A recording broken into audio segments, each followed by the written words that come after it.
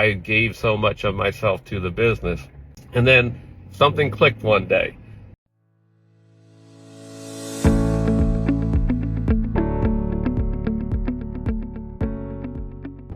There is one secret that many entrepreneurs need to hear. And I got to tell you, whether you're starting a business, whether you're already in business, this is one of the most important things that you can possibly hear about your business. You see, there's like two reasons that people do go into business. One is somebody sees a need. They see something that people need that will make people's lives better, and they decide that they're going to go out and they're going to conquer that. They're going to offer this service up, and those people can do very well, and it's very admirable to find something, a need, and then to go out there and be the person who goes out there and perhaps a new invention or something and meet that need for people. But the other thing is that people go into business to meet their own needs.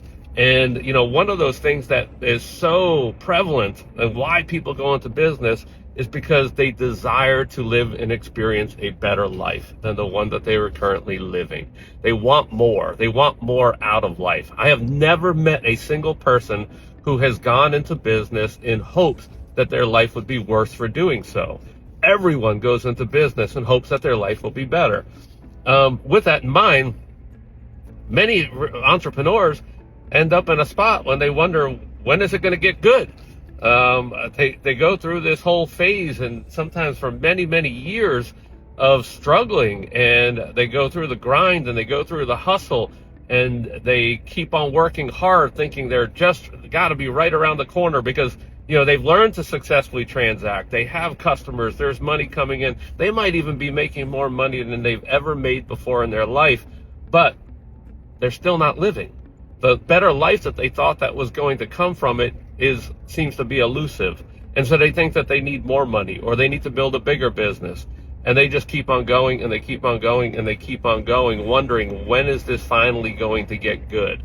If you're with me in this, I want to encourage you, stay on here because I'm going to share with you what some of those missing ingredients are. I was the same way. I got into business in hopes of living and experiencing a better life. And when I did that, my business was something that started to grow. I started making more money. I was really proud of the accomplishments that I was doing in business, but life wasn't coming. And you see, what happened the day that I went into business, I went and I opened up, an LLC. I went and I got checking accounts opened up and had to put money into that account. And you know what? The reality is I needed money to keep going into that account. And all of a sudden, the goal of my business became money. And I started doing things to make more money. I started taking actions to make more money. And hear me out, that's a very important part of business. If you're not making money, you don't have a business. And your business is going to fold, it's going to go under. I just continued to keep on doing that for a period of time. And more money kept ending up in my account. I had more money coming in every month. I was building my business. I was reinvesting into the business. I was making the business better. Yet at the same time, I was not feeling successful. The life wasn't getting better.